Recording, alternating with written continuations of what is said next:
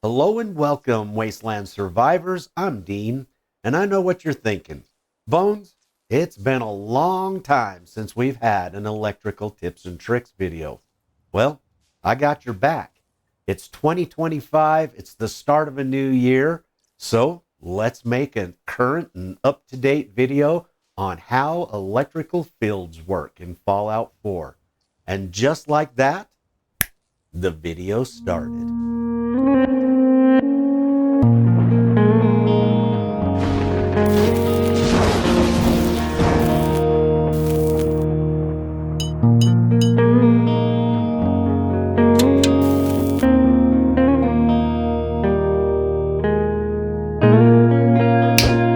To help us better understand today's electrical tips, let's talk about the electrical field and what it is.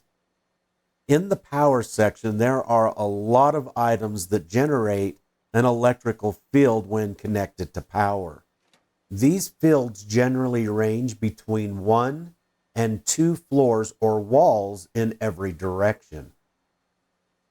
Once power's been turned on, we can place any light that we would like anywhere within the field, and that light will come on.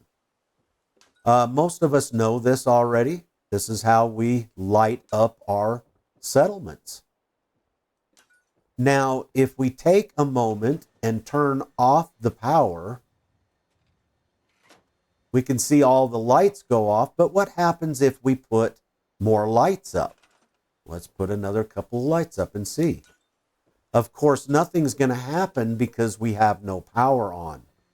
But if we turn on the power, those 2 lights do not come on.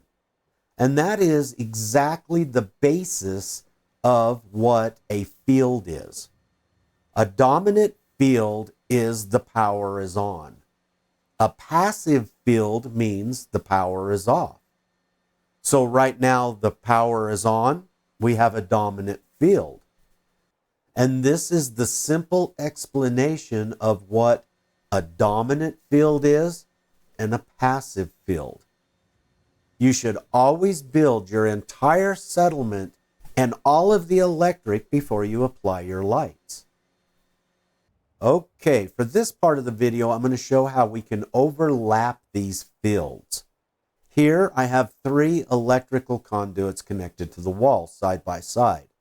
Each one of these are connected to 3 different switches, and the switches are connected to a power. So now let's go ahead and start with the first field. We're going to turn it on. Now this field is dominant. It's the one that's on. These 2 are off, so these fields are passive. Now, if we go into build mode and we put on some lights, let's put one right here.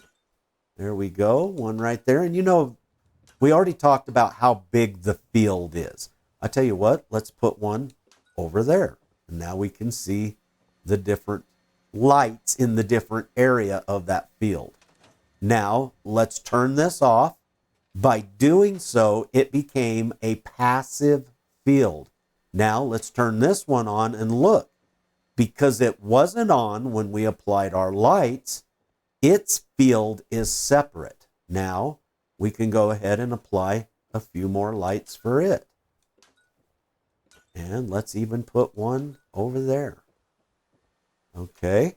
Now we can turn this switch off. We can turn this switch on. Once again, this one was not on when we applied lights, so none of the fields are interacting with one another, I guess you could say. And we can put a few more lights up. And there we go. Now, when we shut this one off, we can sit and rotate through our switches for our different lights. Let's turn this one on. Those lights came on. And now all lights are on. Off. Off. And off. And this is how simple it actually is, ladies and gentlemen, how to overlap these fields with one another. Now, there are a few things to keep in mind when doing this. One, it's always handy or useful to use switches. And once again, in the power section and other places, there are all kinds of switches that can be used to do this. Once you've created your fields and you have your lights put out, you cannot mess with anything. In other words, you can't build no more. You can't change anything or etc. And let me show you what I mean. Let's go ahead and turn on this one. It doesn't matter which one. If we move a light, let's say this light right here, as soon as we put it back down, even if we just hit B to let it go back, it's now in that other field. Also, if we move a wire or a conduit or even the floor, then that field that's on will now become the dominant field over everything. And the others will work still, but, yep, see, now they all came on. Now the other ones will still work, but as long as this switch is off, the others will work. But as soon as the other switch comes on, then it will make them all come on. So this is another tip of how to manipulate a field.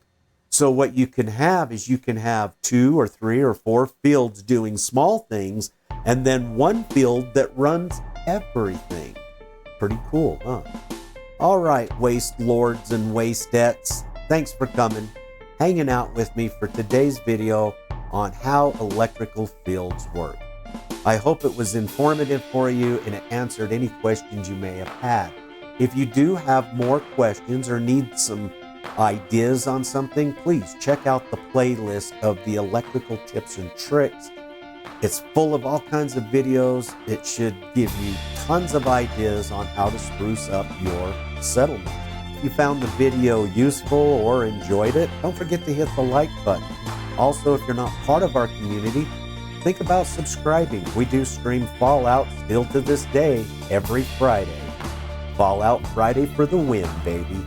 All right, everybody, stay safe, take care, and I'll see you next time. Until then, peace.